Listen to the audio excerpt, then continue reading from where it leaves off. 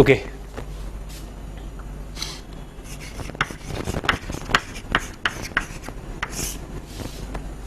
5 month का course है ना ये,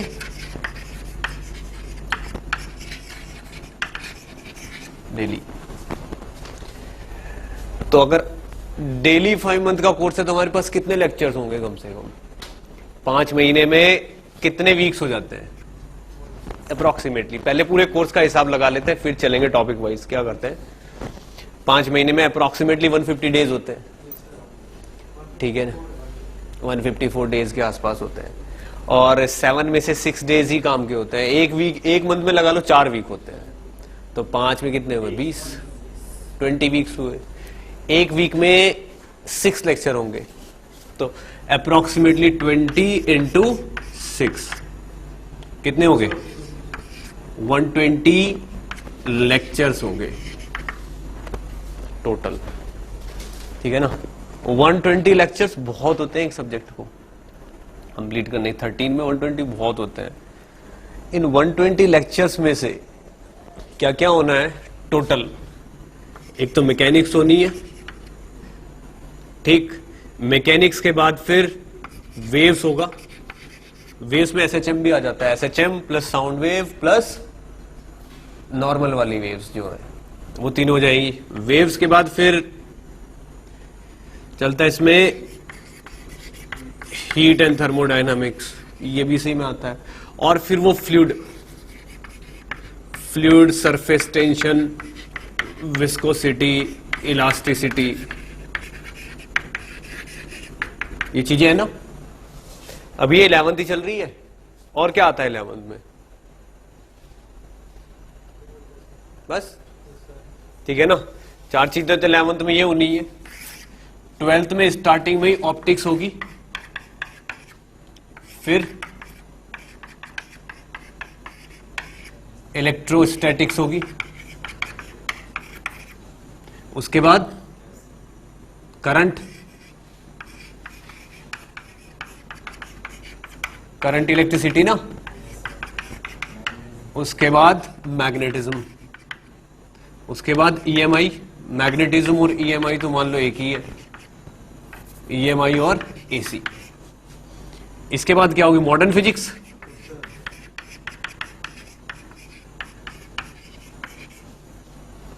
बताओ कोई और टॉपिक रह गया क्या? इतने ही है ना टोटल टॉपिक्स। अब कितने टॉपिक है? 1 2 3 4 और 5 है, 9 टॉपिक्स है हमारे पास, 120 लेक्चर्स हैं। तो ये मैकेनिक्स है,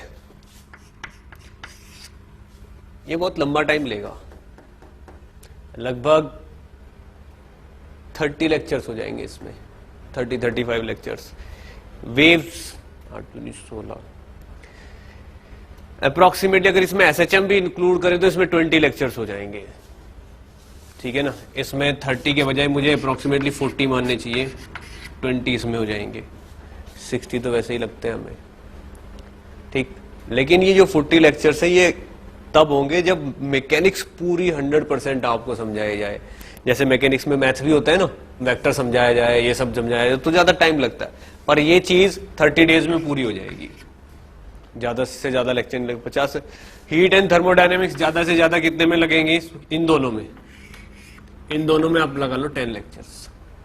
कितने हो गए? 60 और 16 में लगेंगे, 120 लेक्चर पूरे हो गए। जबकि ये जो 12th के टॉपिक्स हैं, ये optics, electrostatic, current, electricity, magnetism, EMI, अगर इनके वैसे एक्चुअल में लेक्चर देखे जाए जो बहुत रिलैक्स में 12th में पढ़ाए जाते हैं, ऑप्टिक्स में कम से कम 20 to 22 लेक्चर्स लगते हैं। और अभी जो मैं 12th वालों को पढ़ा रहा हूँ इलेक्ट्रोस्टैटिक्स, इसमें कम से कम 18 लेक्चर लग रहे हैं, कम से कम 18। बीच में ग्रेविटेशन लिखा नहीं हमने, ग्रेविटेशन भी तो होता है, ठीक है ना? लेकिन ग्रेविटेशन क्या इलेक्ट्रोस्टैटिक्स के साथ ही जोड़ दिया जाता है, क्योंकि ग्रेविटेशन के ऑलमोस्ट सारे फंडे इलेक्ट्रोस्टैटिक्स के फंडों के साथ ही होते हैं। तो ये हो गए। करंट इलेक्ट्रिसिटी अपने आप में कम से कम 10 डेज लेती है, और ईएमआईएसी ये इंडिपेंडेंटली 10-20, इसमें भी कम से कम 20 to 22 लेक्चर्स लगते हैं, और ये तो 9 लेक्चर्स का है। आप देखो कितने ज्यादा लेक्चर्स हो गए, 120 से ज्यादा निकल गए ये, अगर इनको 11th 12th के लेवल से पढ़ाया जाए तो इतने लेक्चर लगते हैं कम से कम। ठीक, कितने हुए ये तो 20 है, 20 40 50 और ये 20 70 80 लेक्चर्स हो गए कम से कम, 80 लेक्चर्स। और उसमें भी मैंने बहुत कम कम करके लिखे हुए हैं। तो अगर 11th में 11th पढ़ाई जाए, 12th में 12th पढ़ाई जाए तो बहुत सारा टाइम लगता है। ठीक, याद रखना स्पीड बहुत फास्ट रहेगी। ठीक, और वो फास्ट स्पीड भी आपको बाकी इंस्टीट्यूट से स्लो लगेगी। ठीक, तो अगर कोर्स के बीच में ये फील हो रहा है ना कि यार टॉपिक बहुत जल्दी जल्दी निकल रहे हैं, तो समझ लो कोर्स सही चल रहा है। ठीक है ना, 13 वालों को सबसे पहली फीलिंग तो यही होती है कि यार बहुत जल्दी जल्दी पढ़ा दिया, फटाफट कर दिया। जल्दी पढ़ाया जा रहा है तो समझ लो कोर्स अच्छा चल रहा है, क्योंकि टाइम ही इतना कम है। वी हैव ओनली 120 लेक्चर, तो बिल्कुल हिसाब किताब लगा के लिखे हुए हैं, वो कोई मजाक थोड़ा ही है उनमें, और इतना इनमें काम होता ही होता है। तो अपन थोड़ा सा फास्ट चलेंगे, ठीक है ना। ये एक ओवरव्यू दे दिया वैसे ही मैंने, पर हम इतने लेक्चर भले ही है, ये टेम्परेरी है, टेम्परेरी बेसिस पे, पर हमारे पास बस ज्यादा से ज्यादा हम 65 लेक्चर इसको देंगे और एट मैक्स 55 लेक्चर इसको देंगे, क्योंकि 11th हमेशा 40% से नीचे रहती है जेई में, और 12th हमेशा 60% से ऊपर रहती है। जो 11th क्लास के टॉपिक है ना, उनमें हमेशा 40% से कम मार्क्स का आएगा, और जो 12th के टॉपिक्स हैं इनमें 60% से ज्यादा का आएगा। ठीक, तो हम 120 में से तो ऑलमोस्ट 65 लेक्चर 12th को देंगे, 55 लेक्चर हम मैकेनिक्स को देंगे। ठीक, अब स्टार्ट करते हैं। कुछ नहीं है, बिल्कुल सिंपल प्रोसीजर है मैकेनिक्स वगैरह का। मैं क्या दूंगा आपको, शीट, डीपीपी, बस। ठीक, शीट में सब कुछ होगा, ऑब्जेक्टिव भी होंगे, सब्जेक्टिव भी होंगे। ठीक,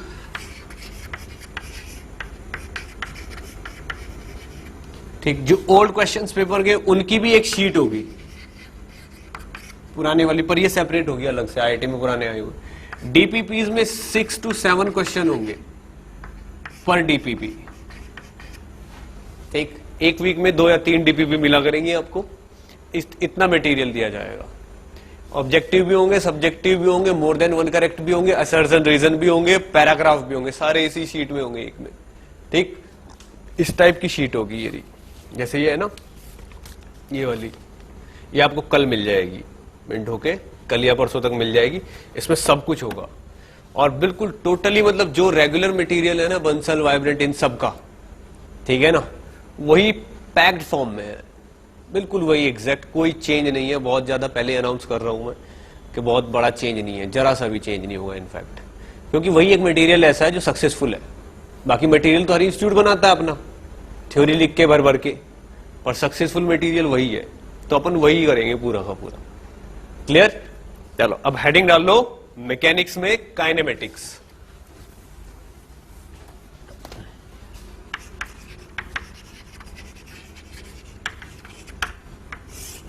काइनेमेटिक्स, ठीक, देखिए व्हाट इज काइनेमेटिक्स। काइनेमेटिक्स में होता क्या है और क्यों ये काइनेमेटिक्स नाम है इसका।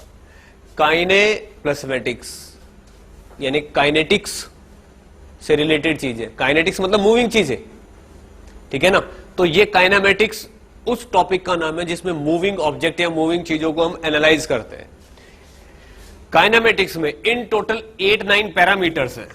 पहली चीज तो होती है पोजीशन,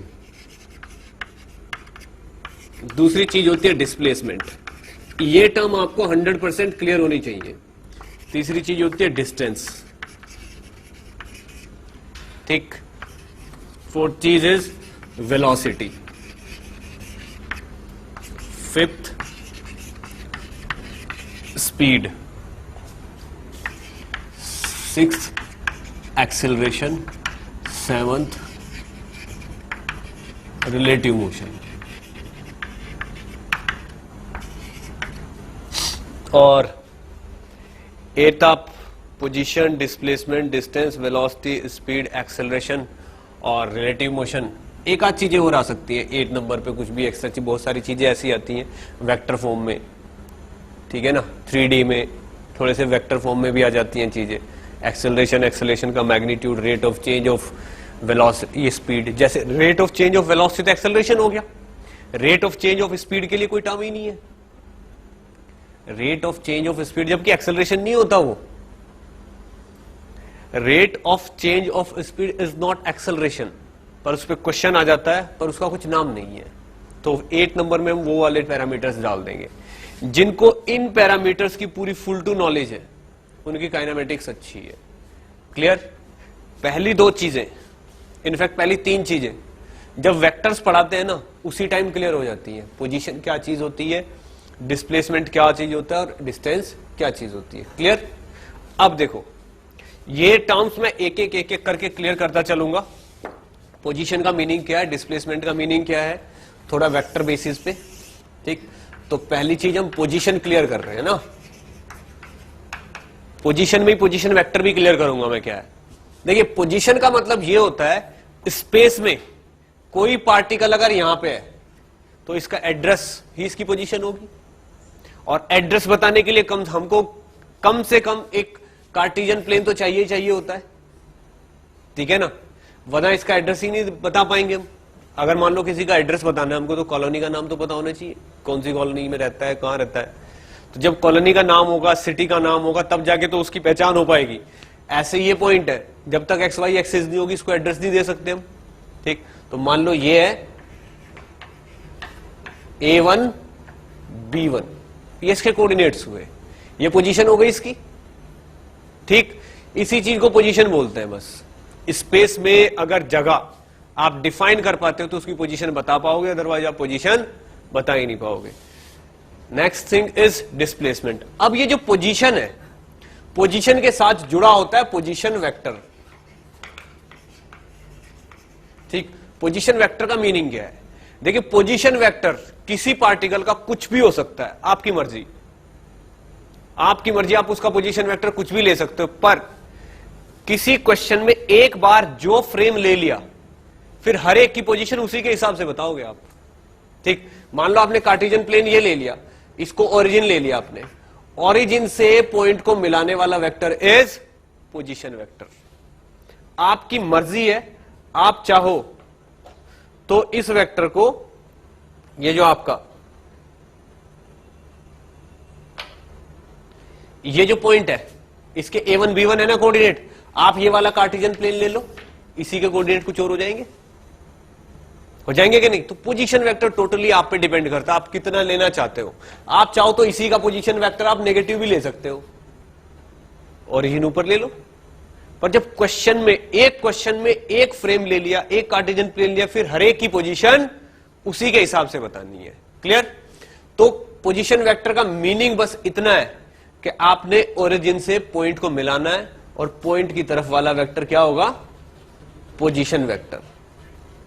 ठीक, अब पोजीशन वेक्टर क्लियर हुआ। क्लियर होने में इसमें कुछ था भी नहीं, कार्टेशियन प्लेन अगर आपके पास हो, पॉइंट को ओरिजिन से मिला, वही वेक्टर आपका पोजीशन वेक्टर होगा। डिस्प्लेसमेंट, डिस्प्लेसमेंट क्या होता है? Change in position vector is displacement. Position vector में चेंज को ही डिस्प्लेसमेंट को। अब चेंज क्या है?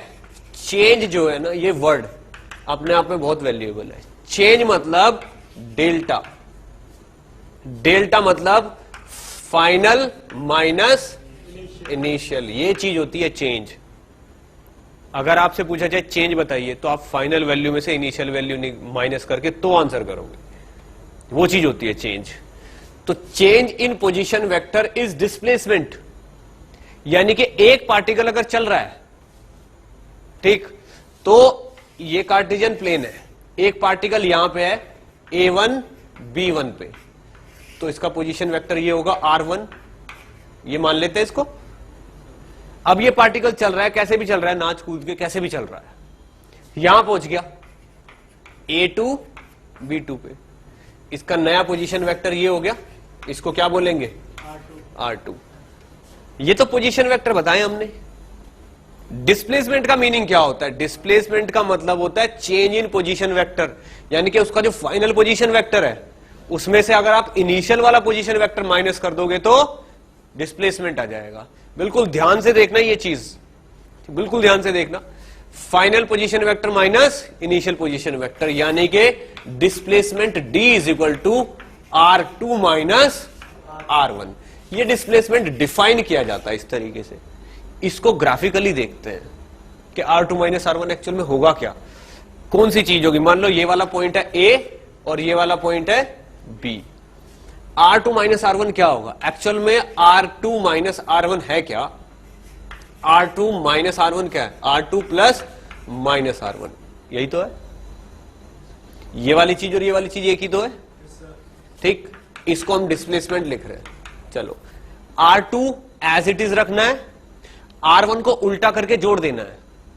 R2 एज इट इज रखना है, ये लो R2 वेक्टर जोड़ रहे हैं हम, इसी में ऐड करना है। ऐड करने के लिए क्या करना होता है? उसकी टिप से ही स्टार्ट करना होता है दूसरा वेक्टर, जिधर भी होता है इधर इधर कहीं भी। अब माइनस R2 चाहिए, R1 चाहिए। R1 तो ये वाला था, माइनस R1 ये वाला होगा। अगर R1 वेक्टर ये है तो माइनस R1 तो ये होगा। अब इस R2 में मुझे जोड़ना है माइनस R1। जब मैं इसको जोड़ूंगा, ठीक, तो कैसे करूंगा? कहां पे? हेड पे। यहां से ये जोड़ दूंगा ना मैं, माइनस R1 हो गया। अब दोनों को जब मैं ऐड करूंगा तो ऐड करने के बाद जो रिजल्ट आएगा, पहले वाले की टेल दूसरे वाले की टिप, दोनों को मिला दो तो रिजल्ट आ जाता है। मान लो तो ये आ गया रिजल्ट। ये क्या है? ये इसका और इसका एडिशन है, यानी कि ये वेक्टर है R2 प्लस माइनस R1, ये वेक्टर है। सीधे सीधे क्या लिख सकता हूं मैं? R2 माइनस R1, ये हो गया। अब आप ये देखो, ये जो ये वेक्टर है ना, एक्चुअल में ये वेक्टर ये वाला है। समझ में आया क्या? ये जो वेक्टर निकला है ना यहां पे, ये वेक्टर ये वाला और विद साइन निकला है, यानी कि ये वेक्टर है ये। आप क्या करोगे? इस वाले वेक्टर को यहीं से ऐसे उल्टा करो, ऐसे है ना ये वेक्टर, यूं है, इस वेक्टर को उल्टा करो और यहां लगा दो, तो यही वाला वेक्टर तो यहां मिल जाएगा आपको। एक्चुअल में ये जो चीज मिली है ये यही तो वेक्टर है, ये वाली चीज ये वेक्टर है और यही तो डिस्प्लेसमेंट है। यानी कि अगर कोई पार्टिकल A से B पे पहुंचता है तो आप R2 में से R1 माइनस करके डिस्प्लेसमेंट निकालते हो, और डिस्प्लेसमेंट क्या निकल के आता है? दोनों को मिलाने वाली लाइन, ठीक है ना। आप देखो ये वाली जो चीज है, ये वाली चीज एक्चुअल में इसी के बराबर तो है। हमने क्या किया? अगर ये वाला काम हम यहां करें इसी डायग्राम में, तो आप देखो R1 को एज इट इज रखते हैं ये, ठीक है ना। R2 को हम एज इट इज रखते हैं, R1 को यहीं पे उल्टा करो, इसी जगह ऐसे करके उल्टा कर दो और खिसका के यहां ले आओ,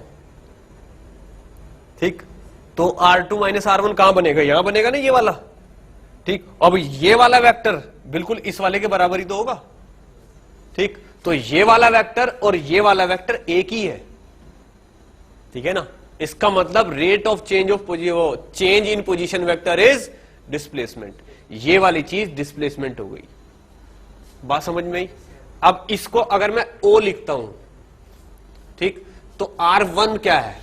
R1 इज इक्वल टू है OA वेक्टर, और R2 इज इक्वल टू क्या है? OB vector. अब देखो R2 माइनस R1, ये वेक्टर क्या बनेगा? OB माइनस OA बनेगा कि नहीं बनेगा? और ये वेक्टर तो AB हुआ, ये वेक्टर तो AB हुआ। R2 माइनस R1 हमने क्या प्रूव किया अभी? ये वाला वेक्टर ना, और ये वाला वेक्टर तो AB वेक्टर हुआ, ठीक है ना। तो R2 माइनस R1 क्या हुआ? AB। यहां से एक रूल निकल के आता है कि OB minus OA is equal to AB vector, ठीक। अगर मुझे ये लाइन गिवन हो, तो अगर मैं आपसे क्वेश्चन पूछूं कि ये रूल है, तो आप मुझे बताओ OP माइनस ओ आर अगर लिखा जाए तो ये वेक्टर किसके बराबर होगा? आरपी के बराबर होगा ये, दैट्स इट। ये अगर आपको बोला जाए कि एल एम वेक्टर लिख के बताओ, क्या लिखोगे? बताइए क्या लिखोगे? L M vector O M minus O L, that's it. ये चीज आपको पता होनी चाहिए, ठीक। मान लो एल एम वेक्टर लिखना है आपको, जो बाद में लिखा है उसका पोजीशन वेक्टर पहले लिखो, और जो पहले लिखा है उसका पोजीशन वेक्टर बाद में लिखो। कुछ समझ में आया? ये जो चीजें है ना, ये मैंने इतनी टू द पॉइंट बताई है कि इनमें एक वर्ड भी मैंने वेस्ट नहीं किया, ठीक है ना। जिस चीज में प्रॉब्लम होती वही बताई मैंने आपको। चेंज का मीनिंग बताया, चेंज से डायरेक्ट हम पोजीशन वेक्टर पे आए, और पोजीशन वेक्टर का चेंज बताया। पोजीशन वेक्टर का चेंज डिस्प्लेसमेंट हुआ, डिस्प्लेसमेंट दोनों को मिलाने वाली लाइन ही निकल आई कोइंसिडेंटली, ठीक है ना। तो R2 माइनस R1 का मीनिंग क्लियर हुआ यहां पे। दूसरी चीज जो हमने रूल निकाला प्रूव करके, वो तो जनरल रूल है, उस पे बेस तो हम किसी का भी लिख सकते हैं। आपको मान लो क्वेश्चन नहीं दिया हुआ, आपको बोला हुआ कि YZ एक वेक्टर है, इसको पोजीशन वेक्टर में ब्रेक करके लिखिए, तो क्या करोगे? OZ minus OY। जब कभी ये निकाला होगा तो इस वाले वेक्टर में से ये वाला वेक्टर माइनस किया होगा, तब जाके ये मिला होगा। बात समझ में आई ना? क्लियर हो रहा है? ये जो फॉर्मेट है ना, ये जो फॉर्मेट है, इस फॉर्मेट पे बेस क्वेश्चन लिखा हुआ आता है और हमें क्लियर नहीं हो पाता दिया क्या है, जब तक हमें ये फॉर्मेट क्लियर नहीं होगा, ठीक। अब इसको एक एक लाइन को नोट कर लो अच्छे से, ठीक है ना, फिर आगे बढ़ते हैं। ये वाली चीज नोट करनी जरूरी है, जल्दी से नोट कर लो, फिर आगे बढ़ते हैं। ये तो मिटा दूं? ठीक, इसमें तो कुछ नहीं है, 7-8 पैरामीटर्स है। अभी तक पोजीशन और डिस्प्लेसमेंट ही चल रहे हैं, दोनों का ही रिलेशन बता रहा हूं मैं अभी आपको।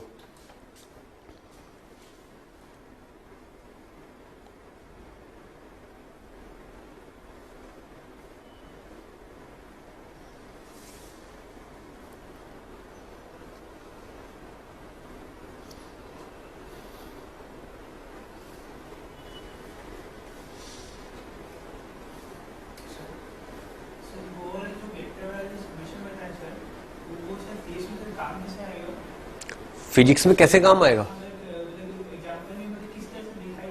जब आप रिलेटिव मोशन पे बेस्ड क्वेश्चन, इन पे तो एग्जांपल दूंगा मैं, आप हर एक पे एग्जांपल दूंगा, ठीक है ना। जब आप रिलेटिव मोशन करोगे ना, तो रिलेटिव मोशन के कुछ क्वेश्चन बिना वेक्टर के सॉल्व ही नहीं हो सकते, ठीक है ना।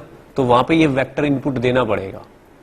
कोई चीज मान लो आपको पी क्यू वेक्टर लिख दिया अलोंग पी क्यू, ठीक है ना, तो आप पी क्यू समझ जाओ कि ये ओ क्यू माइनस ओपी है, ठीक है ना। और OQ का डेटा उसने अलग से दिया होगा, OP का डेटा अलग से दिया होगा, वो आ जाएगा एग्जाम्पल में आ जाएगा।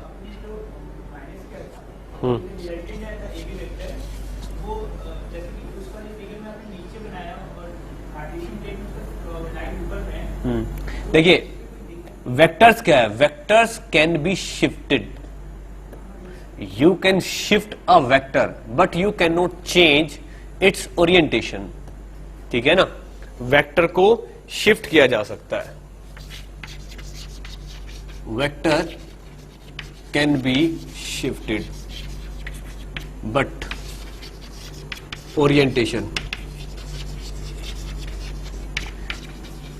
Can not be changed.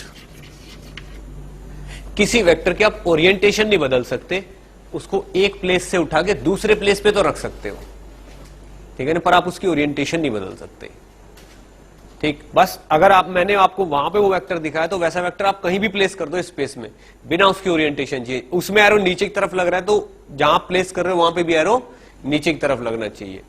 Orientation and length, orientation and length, length मतलब मैग्नीट्यूड।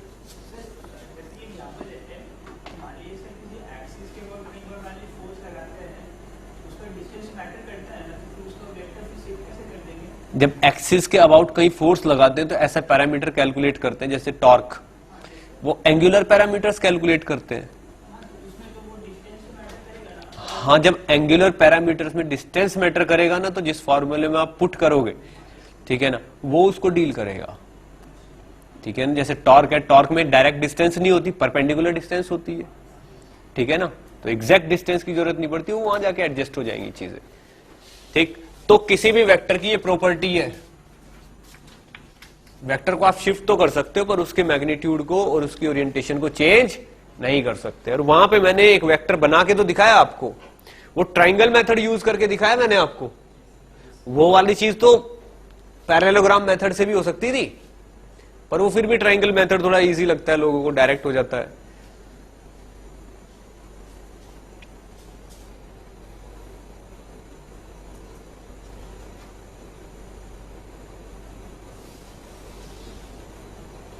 ओके, आगे बढ़े, चलिए।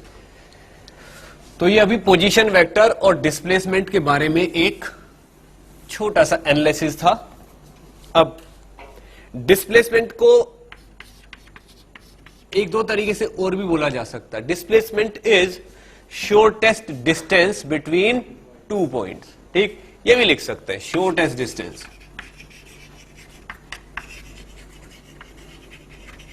Between two point. डेफिनेटली एक स्ट्रेट लाइन होगी।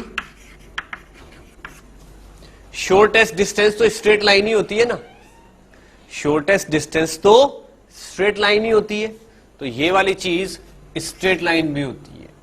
तो displacement will always be in form of a straight line, हमेशा एक स्ट्रेट लाइन की फॉर्म में रहेगा। ठीक, अब डिस्प्लेसमेंट हो गया।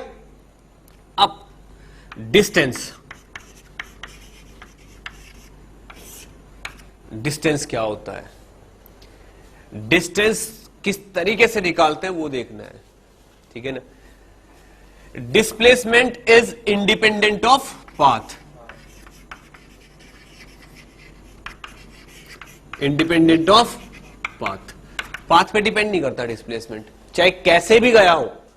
इनिशियल और फाइनल पॉइंट को मिलाने वाली स्ट्रेट लाइन पे डिपेंड करता है, but distance depends on path, path पे डिपेंड करता है। क्यों? मान लो एक पार्टिकल है और वो यहां से चला गया, ए पॉइंट से स्टार्ट हुआ है और बी पॉइंट तक गया है। ठीक, तो ए से बी पॉइंट के बीच की अगर शॉर्टेस्ट डिस्टेंस निकालोगे तो ये निकलेगी, ये तो हो गया डिस्प्लेसमेंट। ठीक है ना, पर डिस्टेंस, डिस्टेंस डिपेंड करती है पाथ पे, और पाथ तो उसने ये वाला फॉलो किया है।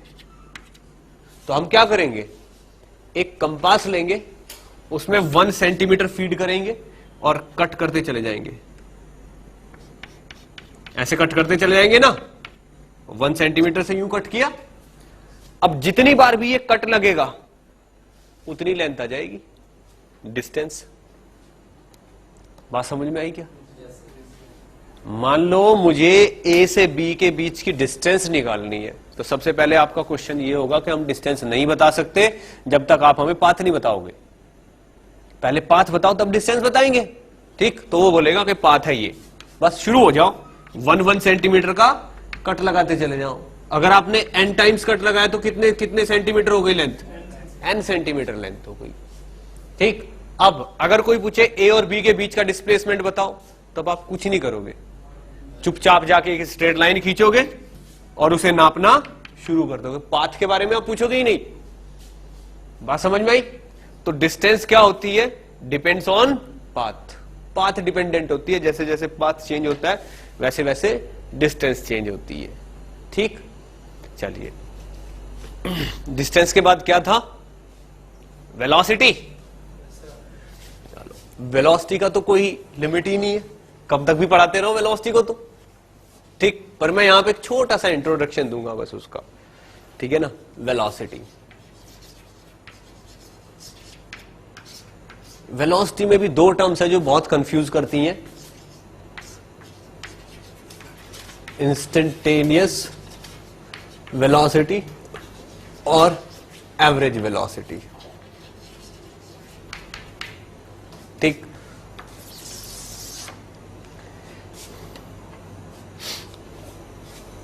चलिए, वेलोसिटी तो बहुत टाइप की होती है, पर मेनली इंस्टेंटेनियस और एवरेज वेलोसिटी, दो चीजों की जरूरत पड़ती है हमें फिजिक्स में, ठीक है ना। इंस्टेंटेनियस वेलोसिटी और एवरेज वेलोसिटी। देखिए, क्वेश्चन कोई पूछ रहा है आपसे, कोई क्वेश्चन ये पूछ रहा है कि एक इंसान है जो दौड़ रहा है यहां पे,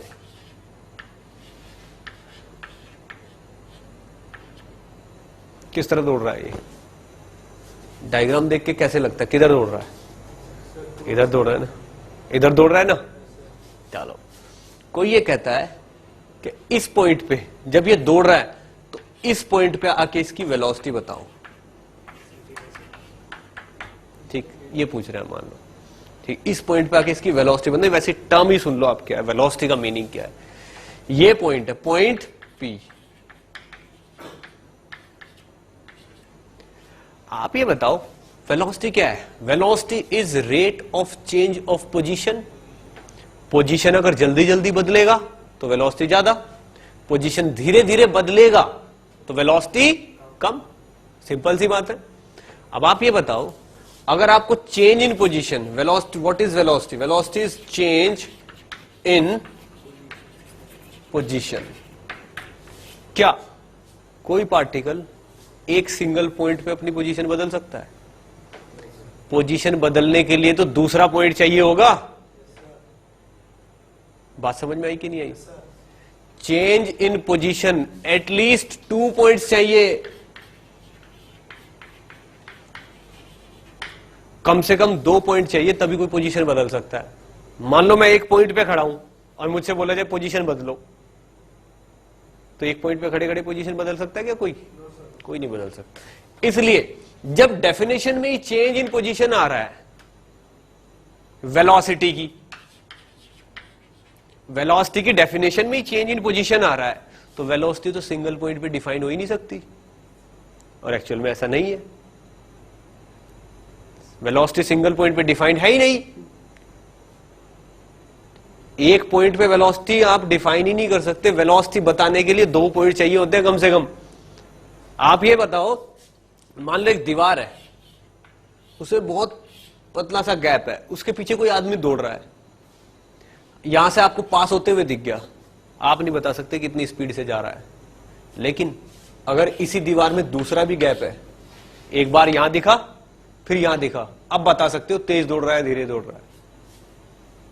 सोचो खुद, अगर यहां दिखने के बाद यहां बहुत जल्दी दिख गया तो तेज दौड़ रहा है, और यहां दिखने के बाद यहां बहुत देर में दिखाई दिया तो धीरे दौड़ रहा है। अगर आपको एक ही बार देखने का मौका दिया जाए तो आप बता ही नहीं सकते तेज दौड़ रहा है धीरे दौड़ रहा है।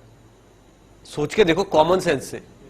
इसलिए वेलोसिटी आप एक पॉइंट की हेल्प से बता ही नहीं सकते कि इस पॉइंट पे वेलोसिटी कितनी है। नॉनसेंस क्वेश्चन हो जाता है, क्योंकि वेलोसिटी तो होगी तो तभी जब वो बदलेगा पोजीशन, और पोजीशन बदलने के लिए कम से कम 2 पॉइंट चाहिए। यानी कि वेलोसिटी वर्ड बोलने के लिए ही 2 पॉइंट चाहिए आपको। तो आप ये क्वेश्चन कैसे पूछ सकते हो कि इस पॉइंट पे वेलोसिटी बताओ क्या होगी? बात समझ में आई ना? क्लियर? एक्चुअल में तो वेलोसिटी यही है, जो मैंने बोला यही है, पर पूछा जाता है क्वेश्चन में कि इस पॉइंट पे वेलोसिटी बताओ क्या है। पूछा जाता है कि नहीं पूछा जाता है? At this point velocity is this, ये बोला जाता है। तो उस चीज का एक्चुअल मीनिंग क्या होता है? अगर पी पॉइंट पे वेलोसिटी पूछी गई है तो ये चीज अंडरस्टूड है। एक्चुअली में आप 9th-10th पास करके आते हो 11th-12th में, तो इतनी वो साइंटिफिक अप्रोच है ना, वो आपके पास नहीं होती। आपको हम लोग कुछ कुछ पढ़ाते हैं और आप उसी पे यकीन करके पढ़ते चले। गलत नहीं है वो चीज, पर जो बेसिक है उसमें आपको घुसाएंगे तो आप कंफ्यूज हो जाओगे। ठीक, देखो मैं बोल देता इस पॉइंट पे वेलोसिटी 4 मीटर पर सेकंड है, किसी के माइंड में कोई डाउट नहीं आने वाला था। मैंने ही तो पॉइंट उठाया कि वेलोसिटी तो एक पॉइंट पे डिफाइंड ही नहीं है, कम से कम 2 पॉइंट चाहिए होते हैं। ठीक, तो ये चीजें दिमाग में ज्यादा आती नहीं है। अब फैक्ट सुनो क्या है। अगर बोला जा रहा है कि इस पी पॉइंट पे वेलोसिटी 4 मीटर पर सेकंड है, तो ऑटोमेटिकली इससे थोड़ा सा पीछे और इससे थोड़ा सा आगे, ये पॉइंट बीच में आ गया है। जिस पॉइंट पे पूछी जा रही है, ये डिस्टेंस मान लो कितनी है, dx, ठीक है ना, बहुत इनफाइनाइटली स्मॉल डिस्टेंस है। dx डिस्टेंस के बीच में ये पॉइंट आ गया है। अब बस ये देख लो dx डिस्टेंस वो कितनी देर में पार कर लेता है, दैट इज वेलोसिटी। उसी चीज को यहां पे वेलोसिटी बोला गया है। बात समझ में आई? जबकि हमने इस पॉइंट के आजू बाजू वाले 2 पॉइंट और यूज किए, तब जाके वेलोसिटी बता पाएंगे हम, जब हमारे पास डिस्टेंस ही नहीं होगी। एक पॉइंट की कोई डिस्टेंस होती है क्या? और वेलोसिटी तो क्या होता है? वेलोसिटी तो डिस्प्लेसमेंट अपॉन टाइम होता है, और डिस्प्लेसमेंट अभी तो बताया कम से कम 2 पॉइंट चाहिए डिस्प्लेसमेंट के लिए, ठीक है ना? तो velocity is displacement by time, ये भी तो होती है ना वेलोसिटी।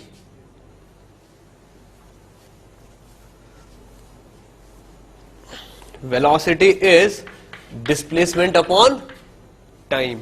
डिस्प्लेसमेंट तो बिना 2 पॉइंट के आ ही नहीं सकता, बताओ आ सकता है क्या? ठीक, इसलिए वेलोसिटी भी सिंगल पॉइंट पे डिफाइन नहीं होती, उसके लिए कम से कम 2 पॉइंट चाहिए होते हैं। और अगर कोई बोल रहा है कि इस पॉइंट पे वेलोसिटी उतनी है, तो एक्चुअल में उसका मीनिंग ये है कि थोड़ा सा पीछे और थोड़ा सा आगे वाले 2 पॉइंट लिए गए हैं, ठीक है ना? और उन दोनों पॉइंट को क्रॉस करने के टाइम से उसको डिवाइड कर दिया है, वही चीज वेलोसिटी हो गई। बात समझ में आई? अब अगर ये जो dx है, यानी कि ये जो 2 पॉइंट है, ये वाला और ये वाला, ये दोनों पॉइंट बहुत पास है, तो वेलोसिटी को इंस्टेंटेनियस वेलोसिटी बोल देंगे। और ये दोनों पॉइंट बहुत दूर है, तो वेलोसिटी को एवरेज वेलोसिटी बोल देंगे। सोच के देखो ध्यान से, समझ में आया ना? इंस्टेंट मतलब छोटे से इंस्टेंट के लिए, एवरेज मतलब बड़े इंस्टेंट के लिए, ठीक है ना? तो आप ये देखो, अगर ये वाला काम किया जाए तो इसको इंस्टेंटेनियस वेलोसिटी बोलते हैं। जाके पूछना कि इस पॉइंट पे वेलोसिटी कितनी है, जो पढ़ के आते हैं बाकी सब जगह, वो बताएंगे इस पॉइंट पे वेलोसिटी कितनी। ये स्टेटमेंट सही है क्या? वेलोसिटी तो 2 पॉइंट पे डिफाइन होती है। बहुत ही कम लोग हैं जो इस चीज को मतलब थोड़ा सा एक्सप्लेन कर पाते हैं या कुछ नहीं कर पाते, ठीक? तो इन चीजों में ही आईटी फंसा लेता है बस। फिर जो इस टाइप के क्वेश्चन होते हैं सिंबॉलिक फॉर्म में, वो फंसा लेता है। कई बार मैं आपको ऐसे एग्जांपल दूंगा जो इनके सिंबल ही समझ नहीं आते थे, ठीक? देखिए क्या है, तो ये वाला काम हुआ इंस्टेंटेनियस वेलोसिटी। इस टर्म को एक्चुअल में ये क्या है? छोटी सी डिस्टेंस डिवाइडेड बाय टाइम, ठीक? इसलिए इसको इंस्टेंटेनियस वेलोसिटी बोला गया है। अब मान लो ऐसा है कि एक पॉइंट यहां पे है और दूसरा पॉइंट यहां पे है, ये ए है और ये बी है। कोई इधर से दौड़ते हुए आ रहा है, यूं इस पॉइंट पे मुझे वो किसी टाइम पे दिखा, बीच में उसने वेलोसिटी भी बदली कई बार, फिर इस पॉइंट पे दिखा। ये वाली डिस्टेंस मान लो डेल्टा एक्स है, तो आप क्या करोगे? डेल्टा एक्स को डेल्टा टी से डिवाइड कर दोगे और वेलोसिटी मिल जाएगी। यही काम तो आपने यहां पे भी किया है, लेकिन यहां पे ये काम बहुत थोड़ी सी डिस्टेंस के लिए किया है, और यहां पे यही काम बहुत बड़ी डिस्टेंस के लिए किया है।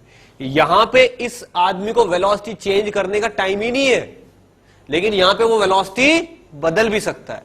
तो अगर ये काम dx by dt for a long distance या for a long time period किया जाए, तो इसी चीज को क्या बोल देते हैं? एवरेज बोल देते हैं। दोनों चीजें एक ही है। बड़े लेवल पे काम किया जाए तो एवरेज, छोटे लेवल पे काम किया जाए तो इंस्टेंटेनियस। अब आप देखो, आदमी के पास टाइम तो है नहीं, क्या बदलेगा वेलोसिटी बीच में? इतना बदलने की सोचेगा, इतना तो पॉइंट पे से आगे निकल जाएगा। बात समझ में आई ना? इसलिए इंस्टेंटेनियस वेलोसिटी पूरा टाइम कांस्टेंट रहेगी, dt टाइम तक कांस्टेंट रहेगी वेलोसिटी, मानना ही पड़ेगा, क्योंकि हमने इनफाइनाइटली स्मॉल इंटरवल माना है ना। और यहां पे a और b के बीच में वेलोसिटी बदल भी सकती है। तो ये इंस्टेंटेनियस वेलोसिटी का एक्सप्रेशन हुआ, और ये एवरेज वेलोसिटी का एक्सप्रेशन हुआ। डेल्टा तो एवरेज, d तो इंस्टेंटेनियस। d का मतलब इनफाइनाइटली स्मॉल और डेल्टा का मतलब थोड़ा सा बड़ा, चेंज या बड़ा। d और डेल्टा, d, डेल्टा और चेंज, तीनों चीजें एक ही है। ये स्मॉल चेंज, ये बड़ा चेंज और ये चेंज, ठीक है ना? जो d है वो स्मॉल चेंज है, infinitely small change. Delta finite change physics की टर्म में, और चेंज तो है ये तीनों चीजें चेंज को डिनोट करती हैं। क्लियर? कुछ समझ में आया एवरेज और इंस्टेंटेनियस वेलोसिटी में डिफरेंस? क्लियर हो रहा है? पहली तो चीज वेलोसिटी एक पॉइंट पे डिफाइन ही नहीं है, फिर भी हम बोलते हैं तो उसका एक्चुअल मीनिंग पता होना चाहिए। उसका मीनिंग क्या है?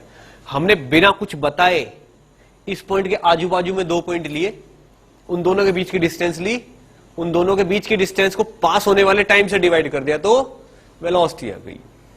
अब इंस्टेंटेनियस वेलोसिटी तो हमारी लिमिट पे डिपेंड करती है, हम कितने छोटे टाइम के लिए पता कर सकते हैं। बात समझ में आई? तो अब आप एक चीज बताओ, अगर कहीं पे लिखा हो कि इस पॉइंट पे साइकिल की वेलोसिटी इतनी है, तो समझ लो इंस्टेंटेनियस वेलोसिटी की बात कर रहे हैं, ठीक है ना? चलिए, ये थी इंस्टेंटेनियस वेलोसिटी और एवरेज वेलोसिटी। अब जो अभी भी काम हुआ है, ये एग्जांपल मैंने आपको स्ट्रेट लाइन की हेल्प से दे दिए।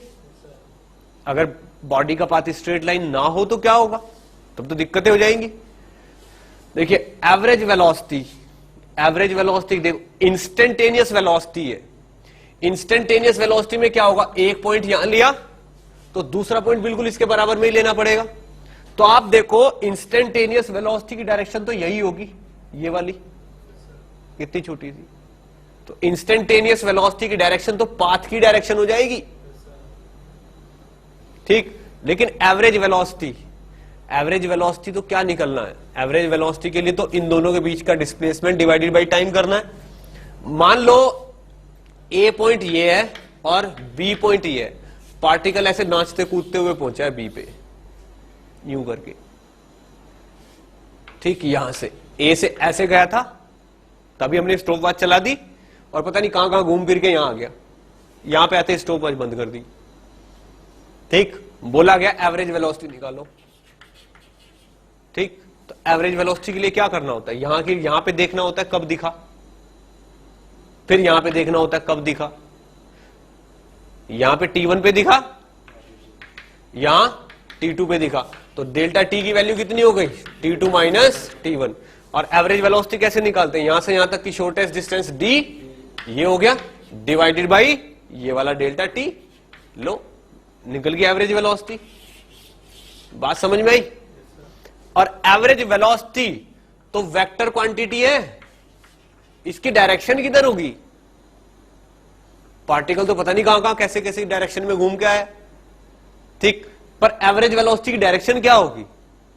एवरेज वेलोसिटी की डायरेक्शन हमेशा होती है, जिस पाथ से स्टार्ट किया है और जिस पाथ पे खत्म किया, उन दोनों को मिलाने वाली लाइन में ऐसे एरो निकाल दो, ये एवरेज वेलोसिटी की डायरेक्शन है।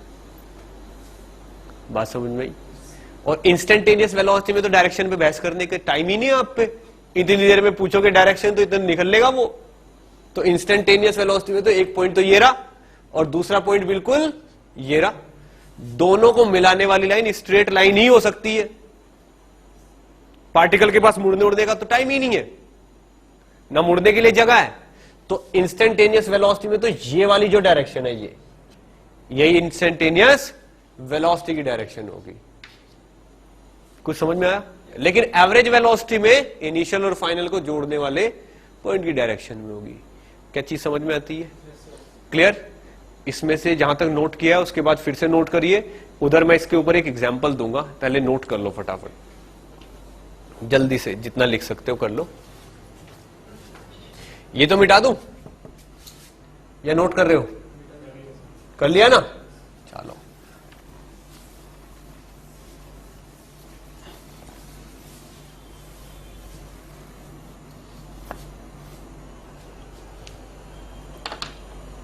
आप लोगों को जो जो मैंने अभी तक बताया सब कुछ समझ आ रहा है क्या? क्लियर हो रहा है सब? चलो फिर सही है।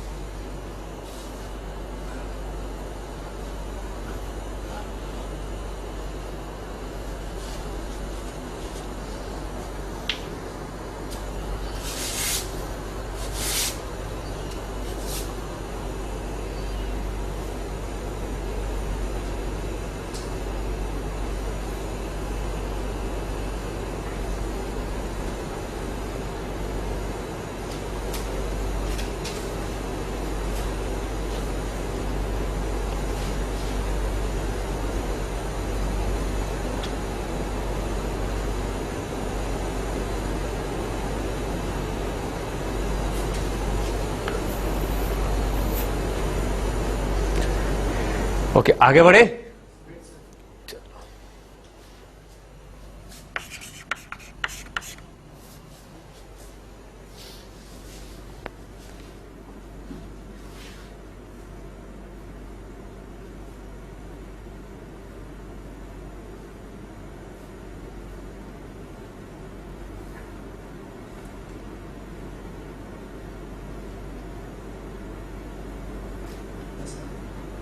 हो गया? चलिए देखिए, क्वेश्चन को ध्यान से देखना। ये एक्स एक्सिस और ये वाई एक्सिस प्लेन मान लो आपके पास, आपके सामने शीट रखी हुई है, उस पे एक्स एक्सिस ये है, वाई एक्सिस ये है। एक पार्टिकल है जो यहां से चलना शुरू करता है, ऐसे चलता है वो, मतलब ए से चलना शुरू किया, यूं चला, फिर ऐसे, फिर ऐसे, फिर ऐसे, फिर यहां पे, फिर यहां पे, फिर यहां पे, फिर यहां पे, ऐसे है। ठीक, मैं इस पूरे पाथ को कुछ नंबर दे देता हूं, 1 2 3 4 5 6 7 8 9 10 11 12 13 14 और जी 15। मैंने नंबर लिख दिया हर पॉइंट पे। ठीक, पार्टिकल ए से चलना शुरू किया, ए से 1 पे गया, 2 3 4 5 6 7 8 9 12 13 14 15 तक गया है। आपको बताना है ऐसी कौन सी जगह है जहां पे उसकी एवरेज वेलोसिटी और इंस्टेंटेनियस वेलोसिटी सेम है, सेम डायरेक्शन में, वैल्यू भी छोड़ो, सेम डायरेक्शन में।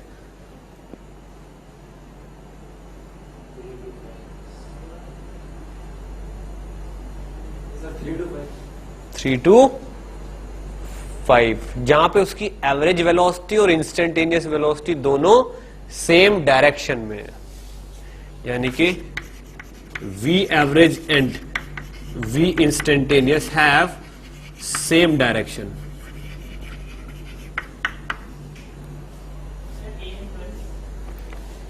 Eight and A and 12. आप तो वो जगह बताओ कि पार्टिकल यहां पे है, इस टाइम इसकी इंस्टेंटेनियस वेलोसिटी और एवरेज वेलोसिटी दोनों की डायरेक्शन सेम है, 15 पे। ओके,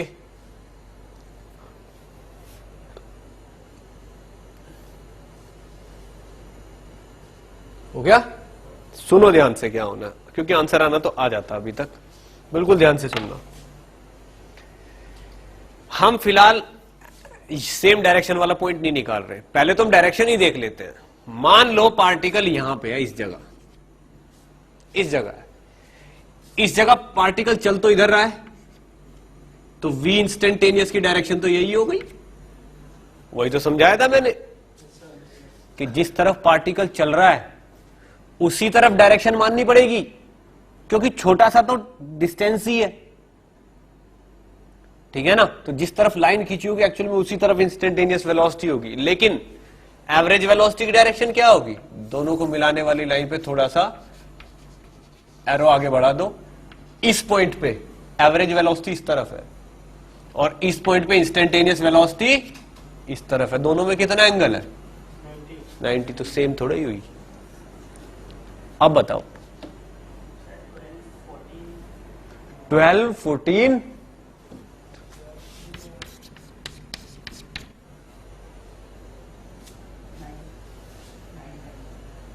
9। केवल डायरेक्शन पूछ रहा हूं, मैग्नीट्यूड तो छोड़ो। 6 और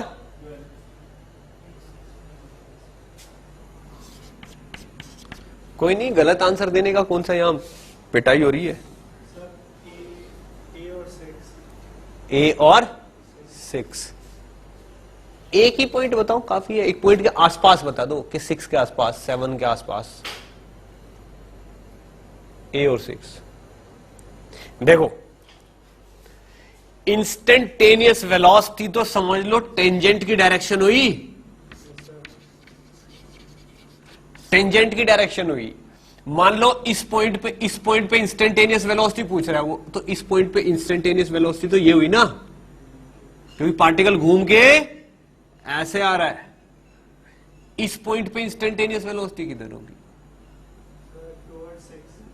इधर होगी ना, क्योंकि देखो पार्टिकल ऐसे जा रहा है, तो इस पॉइंट के लिए थोड़ी सी देर के लिए देखो इस तरफ आएगी। अब इस पॉइंट पे एवरेज वेलोसिटी कैसे निकालोगे? ए से इसको मिला दो, वो भी उसी तरफ आएगी, दोनों दोनों बराबर हो गई। ये लो 6 आंसर सही है। और कौन सा है? क्या 12 भी ऐसा ही है? 12 पे क्या इंस्टेंटेनियस वेलोसिटी तो इस तरफ होगी और एवरेज वेलोसिटी उस तरफ होगी, दोनों में 180 का एंगल आ जाएगा।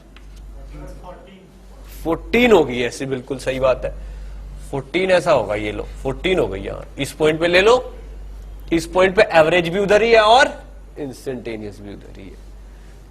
बात समझ में आई क्या? क्लियर हो गया? इसलिए थोड़ा सा केयरफुल रहना। अब ये बताओ ऐसे कौन कौन से पॉइंट है जहां पे इंस्टेंटेनियस वेलोसिटी और एवरेज वेलोसिटी में 180 से बड़ा एंगल बनता है? या छोड़ो 90 डिग्री पे है दोनों, 90 डिग्री के आसपास या 90 डिग्री के आसपास एंगल होगा। 3-4 के बीच में तो मैंने ही बता दिया था, और 7 के आसपास होगा, ठीक है ना। मतलब 7 के आसपास आप यहां तक लगा लो, ऑलमोस्ट ये और ऑलमोस्ट ये 90 समझ लो इसको भी, ऑलमोस्ट 90। यहां पे तो आ ही जाएगा 90 पूरा। 13 के आसपास, 13 कहां है? 14, हाँ 13 के आसपास भी डेफिनेटली। एवरेज वेलोसिटी इस तरफ होगी, वो इंस्टेंटेनियस इस तरफ होगी, और एवरेज ये 90 हो गया। ऐसे क्वेश्चन आ जाते हैं। और ये ग्राफ नहीं है, ये चलने वाला पाथ है उसका। आधे लोग तो यही सोचते अच्छा यार XY में ग्राफ बना हुआ है, ये नहीं, ये चल रहा है ऐसे, पार्टिकल यूं घूमते हुए चल रहा है, ठीक है ना। तो ये होगी। अब आप मुझे खुद बताओ, इस पॉइंट पे एवरेज और इंस्टेंटेनियस दोनों की डायरेक्शन सेम है, पर मैग्नीट्यूड सेम हो भी सकते, नहीं भी हो सकते। मान लो एक पार्टिकल है, ये यही पार्टिकल जो चल रहा है ये कांस्टेंट स्पीड से चल रहा है, 4 मीटर पर सेकेंड। ये कांस्टेंट स्पीड से चल रहा है 4 मीटर पर सेकेंड से। तो इस पॉइंट पे एवरेज जो इंस्टेंटेनियस वेलोसिटी उसकी डायरेक्शन तो ये होगी और मैग्नीट्यूड 4 रहेगा हमेशा के लिए। पर वी एवरेज क्या होगा? वी एवरेज कैसे निकालोगे?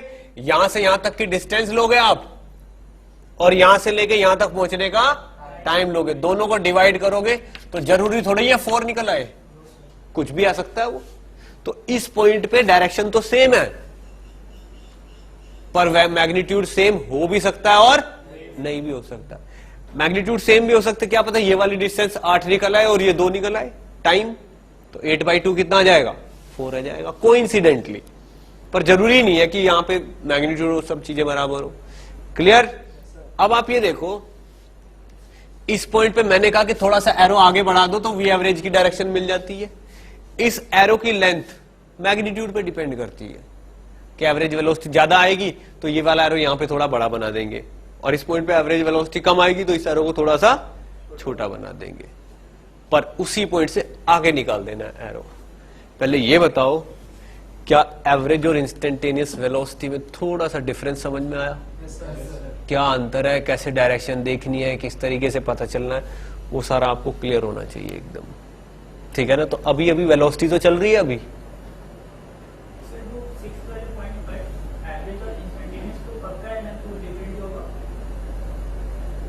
नहीं जरूरी बोला ना मैंने,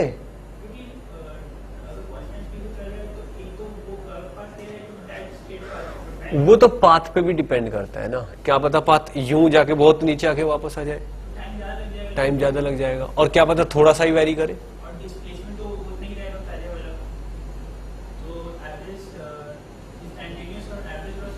हाँ डिफरेंट होना जरूरी है, कह सकते हो आप, कह सकते हो। वो ये भी तो हो सकता है ना कि क्या पता पूरा पाथ कांस्टेंट ना हो, चेंज करे।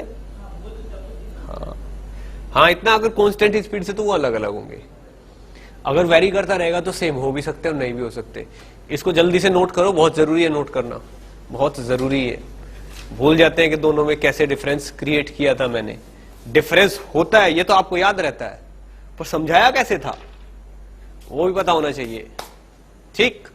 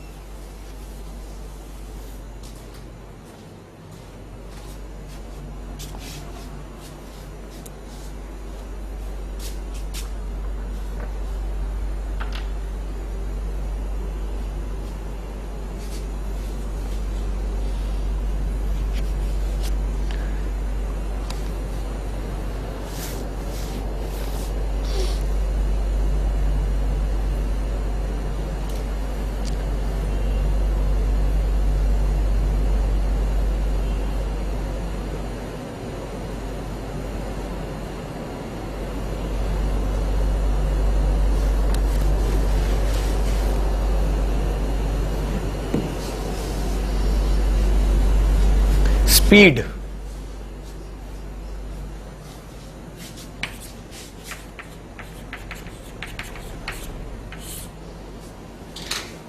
Rate of change of distance is speed और rate of change of displacement is velocity. ये तो दो चीजें थी। तो स्पीड में देखो क्या होता है, this is rate of change of distance. Distance कितनी जल्दी जल्दी चेंज होता है। क्लियर? बिल्कुल ध्यान से सुनना क्या है।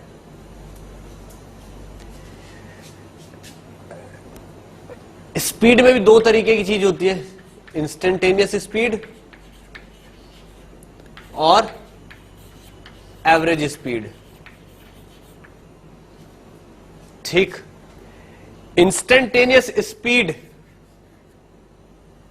तो बहुत आसान काम है निकालना। ठीक, आसान इसलिए क्योंकि गिवन ही हो सकता है, आप नहीं निकाल सकते। ठीक है ना? क्यों?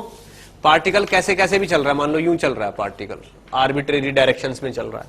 इंस्टेंटेनियस स्पीड निकालनी है तो क्या करना पड़ेगा, थोड़ी सी डिस्टेंस लेनी पड़ेगी, dx और डिवाइड बाई dt, आ जाएगी स्पीड। और कैसी आएगी? इंस्टेंटेनियस स्पीड आ जाएगी।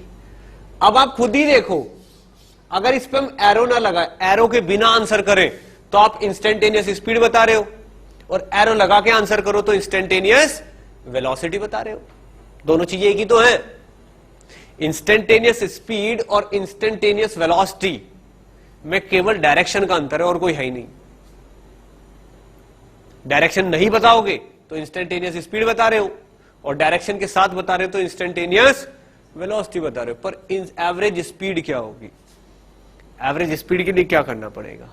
एवरेज स्पीड के लिए तो टोटल डिस्टेंस नापो और टोटल टाइम से डिवाइड कर दो। ठीक, बिल्कुल ध्यान से सुनना, इन दोनों टर्म में तो कुछ नहीं है। बात यह है कि हम लिख सकते हैं magnitude of instantaneous velocity is instantaneous speed. यह स्टेटमेंट बिल्कुल सही है। अगर आपको इंस्टेंटेनियस वेलोसिटी दी हुई है तो उसमें से डायरेक्शन हटा दो तो क्या बन जाएगी?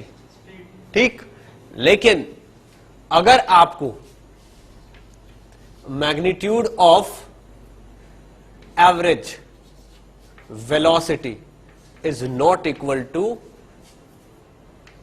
एवरेज स्पीड, मीनिंग समझ में आया इसका? एवरेज वेलोसिटी का मैग्नीट्यूड एवरेज स्पीड नहीं हो सकता। जरूरी नहीं है कि हो।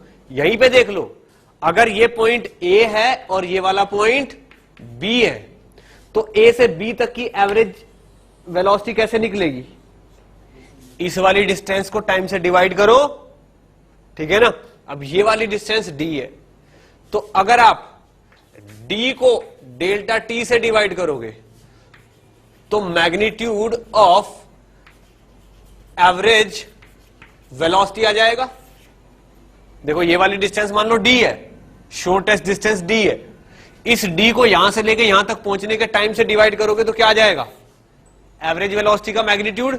और डायरेक्शन किधर होगी एवरेज वेलोसिटी की, इस तरफ। बात समझ में आई। लेकिन एवरेज स्पीड क्या होगी, एवरेज स्पीड होगी ये वाली लेंथ डिवाइडेड बाई टाइम। अब मुझे बताओ ये वाली चीज और ये वाली चीज बराबर थोड़ी होगी, length L divided by delta T. L क्या है, ये टोटल लेंथ। अब आप देखो d बाई डेल्टा टी और L बाई डेल्टा टी जरूरी थोड़ी है बराबर हो। ये दोनों बराबर तभी हो सकते हैं जब पाथ स्ट्रेट लाइन हो। शॉर्टेस्ट डिस्टेंस और दोनों के बीच की लेंथ बराबर तभी हो सकते हैं जब पाथ स्ट्रेट लाइन हो।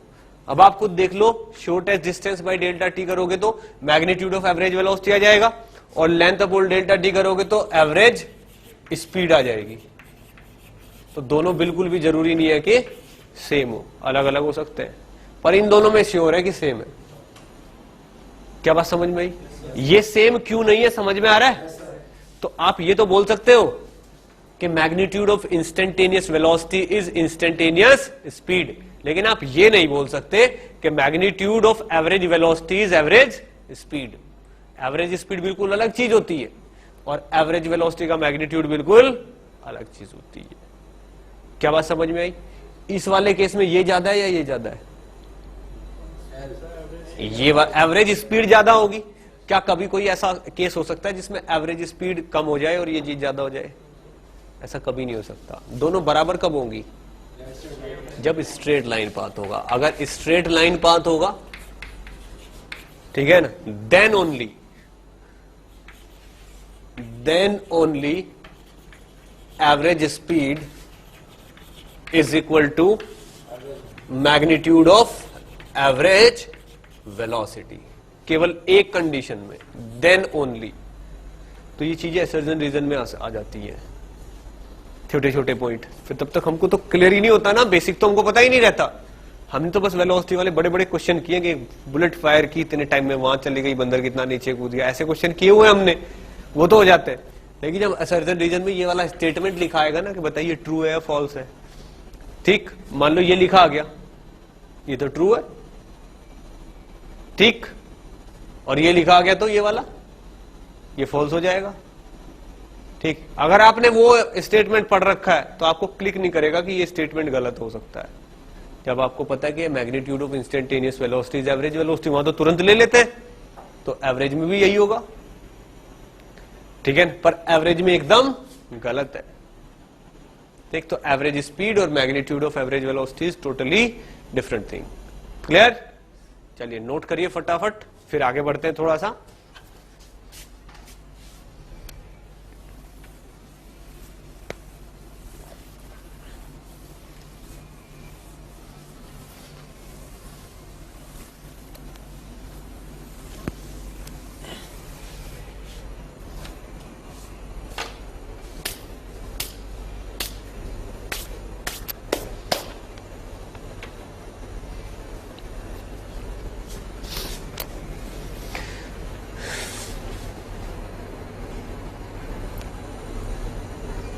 कौन सा पैरामीटर बचा हुआ है? रिलेटिव वेलोसिटी और एक्सेलरेशन ना। चलिए एक्सेलरेशन डालिए, रिलेटिव वेलोसिटी तो नेक्स्ट टर्म पे देखेंगे। स्पीड के और मैंने जब के रिलेशन आपको थोड़े थोड़े बता दिए। एक्सेलरेशन,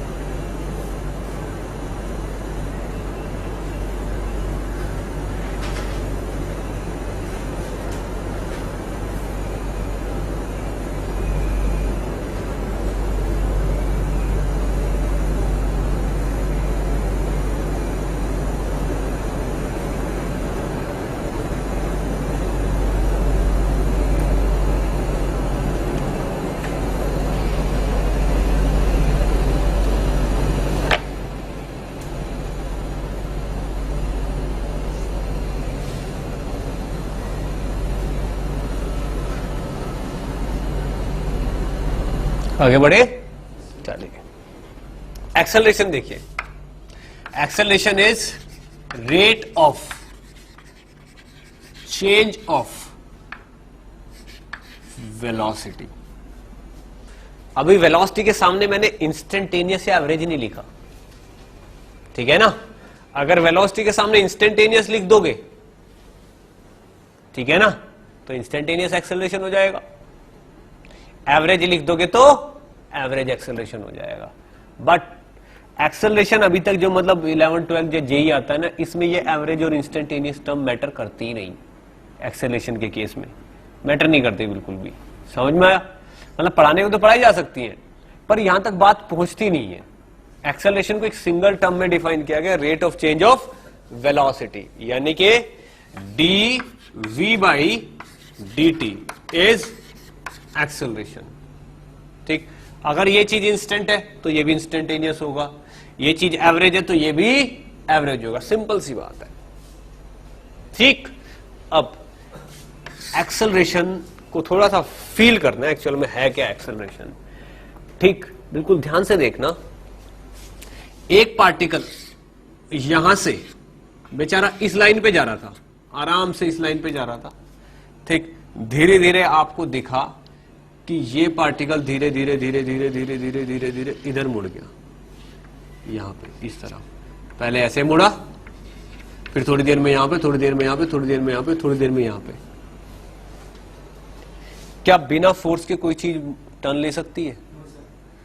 ठीक, किसी चीज की वेलोसिटी, डायरेक्शन या किसी भी चीज में विदाउट फोर्स कोई चेंज आ ही नहीं सकता। अगर इस पार्टिकल P का जो पाथ है वो ऐसे के बजाय ऐसे हो गया है, तो बताइए इसको किस तरफ पुश किया जा रहा होगा? किस तरफ पुश किया जा रहा होगा? टुवर्ड्स। देखो, और क्या हुआ, जैसे इसकी ये वाली लाइन हुई ना, उसके बाद ये लाइन कभी चेंज ही नहीं हुई, यहां तक उसको चेंज किया गया, उसके बाद इसकी स्पीड बिल्कुल सीधी हो गई ऐसे। तो फोर्स किस तरफ लग रहा था? हाँ, वही तो। आप आइडिया बताओ किस तरफ लग रहा होगा, एक आइडिया बताओ किस तरफ लग रहा होगा। मान लो पूरा टाइम फोर्स ने अपनी डायरेक्शन बदली नहीं है, मान लो फोर्स के साथ कंडीशन है कि उसने अपनी डायरेक्शन नहीं बदली, तो किस तरफ लग रहा होगा?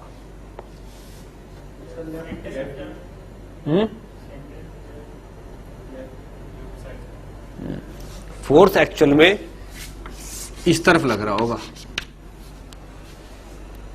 बात समझ में? क्योंकि अगर मैं फोर्स को इस तरफ मान लूंगा ना, तो कभी भी स्ट्रेट लाइन नहीं दे सकता वो इसलिए क्योंकि किसी पार्टिकल के पास पहले से इस डायरेक्शन में v वेलोसिटी है और आप इस पे फोर्स लगा रहे हो इस तरफ से, तो ये वाला फोर्स इस वेलोसिटी को खत्म नहीं कर सकता।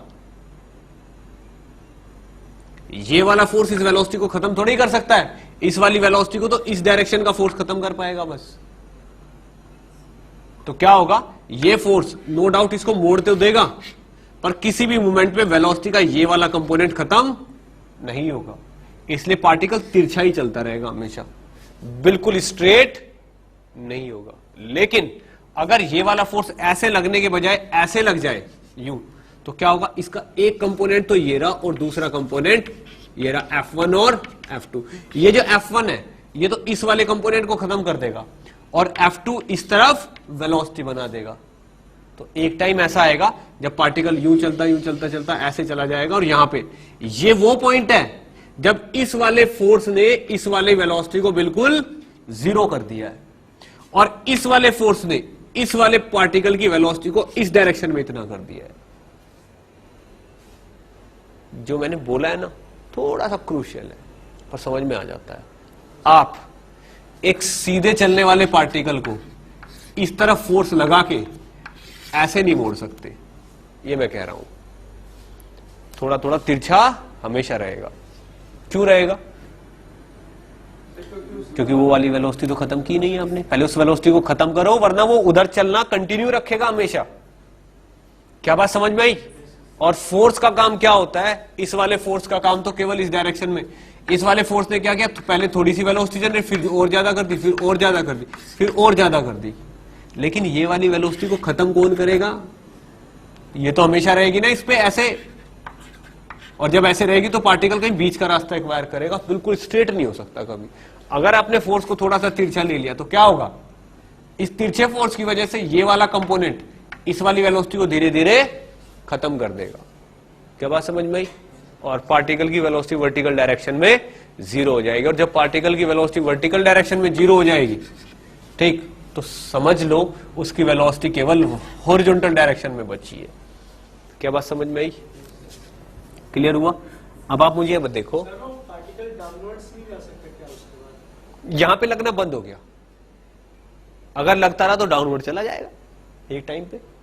ये मैंने कहा यहां पे लगना बंद हो गया। अब आप मुझे बताओ, इस पर्टिकुलर इनिशियल वेलोसिटी इस तरफ थी, फाइनल वेलोसिटी इस तरफ थी, और एक्सेलरेशन किस तरफ लगा है? इस तरफ। आप देखो dv/dt इज एक्सेलरेशन, तो एक्सेलरेशन निकला कैसे हमारे पास? v2 minus v1 divided by delta t करके। जिन दोनों को आपने माइनस किया है उन दोनों में से किसी की भी डायरेक्शन में ये नहीं है। देखो यहां पे हमने v फाइनल में से क्या माइनस किया है? v इनिशियल, लेकिन एक्सेलरेशन तो अलग ही डायरेक्शन में है। तो जो दो वेलोसिटी हैं उनके अंतर पे डिपेंड, उनके डिफरेंस पे डिपेंड करता है एक्सेलरेशन और उसकी डायरेक्शन, उन पे नहीं। ना तो वो v1 की डायरेक्शन में है, ना वो v2 की डायरेक्शन में, वो v1 v2 माइनस v1 की डायरेक्शन में, और दोनों के डिफरेंस की डायरेक्शन दोनों के बीच में ही होगी। बात समझ में आई? इसलिए एक्सेलरेशन वेलोसिटीज पे डिपेंड नहीं करता, rate of change of velocity पे डिपेंड करता। क्या बात समझ में आई? v2 माइनस v1 की डायरेक्शन ये होगी, ना तो v2 की होगी ना v1 की होगी। क्या बात समझ में आई? बस आज का लेक्चर अपन यहीं तक रखते हैं क्योंकि फर्स्ट लेक्चर था। नेक्स्ट लेक्चर में एक्सेलरेशन के बाद स्टार्ट करेंगे। ठीक, चलो।